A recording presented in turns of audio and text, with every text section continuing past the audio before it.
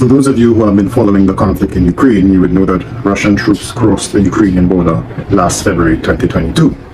Now, since then, you have heard the West describe Russia's invasion as an unprovoked and unjustified brutal assault on the Ukrainian people.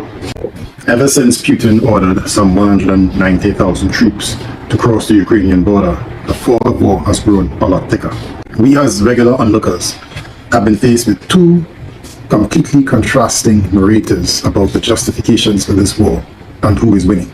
Often in wars, both sides spread their propaganda and the truth often lies somewhere in the middle. And we as onlookers, in an attempt to discern the truth, we have to do our own due diligence and research the history. But that's what I'm going to attempt to do in this video. Take us back briefly to when this conflict really began in 2014. In 2014, Ukraine was led by a pro-Kremlin president, Viktor Yanukovych, who came to power in 2010. He was removed from office in 2014 due to an uprising in Ukraine. I choose the word uprising carefully because it's the most neutral way to describe what happened. According to the West, it was an organic revolution among the populace of Ukraine to oust the Russian president because they were unsatisfied with his rule. It was called the Maidan Revolution and was so described in the Economist media outlet, in quotations. Protesters at Maidan Square in Kiev, Ukraine, ousted, and they call it a thuggish Russian-backed president. The Russians, however, claim that it was a US-backed coup. President Putin's words, to be accurate, were that the toppling of Yanukovych was an anti-constitutional armed coup and accused the US of fomenting turmoil in Ukraine. So who is telling the truth?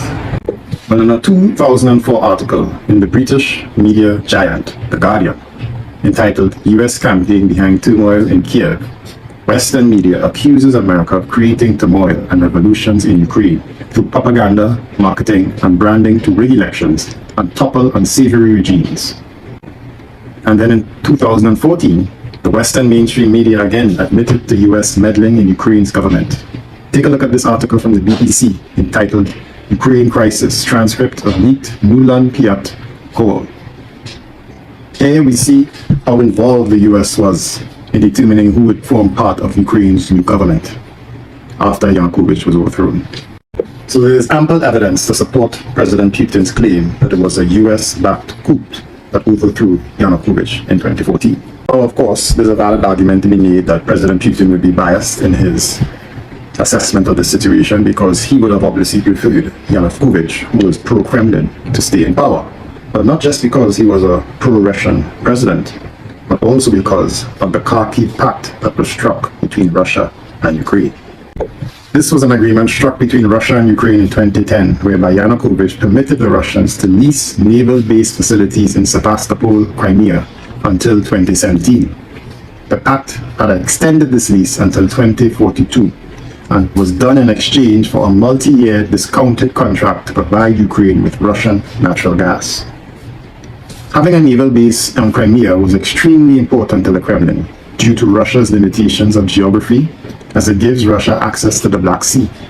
The naval base at Sevastopol remains Russia's only warm water base and allows Russia to project power, its naval power, and greatly assisted Russia in its 2008 war against Georgia and in 2015 in Syria in terms of logistics, blockades of the Black Sea, and repair services. So given the importance of Crimea and the naval base, it was no surprise that after Yanukovych's exit in 2014, Putin's first move was to annex Crimea in February of 2014, followed by a referendum in March of 2014, thereby securing Russia's naval power over the Black Sea. So by this time, the Ukraine conflict had divided the nation, East and West, East being the pro-Russian, ethnic Russian-speaking population, and the West of Ukraine who were always aligned with the West and the European Union. The Ukrainian army, under the command of Petro Poroshenko at this time, were engaged in a battle in the eastern region of Ukraine with the pro-Russian separatists in the Donbas region of Donetsk and the Luhansk republics. So Putin, around the time that he annexed Crimea, also gave his backing to the pro-Russian separatist fighters in that region. Here's how Putin described it in his own words. post-Cold War dynamics, which left countries faced with an artificial choice between siding with the West or Russia, had shaped the Ukrainian strategy. Why did the United States organize a coup? And why did the countries of Europe weakly support it, provoking a split in Ukraine itself and the withdrawal of Crimea? Needless to say, this is how the conflict in Ukraine really began. The Russian separatists occupying East Ukraine, particularly its industrial region of the Luhansk and Donetsk republics,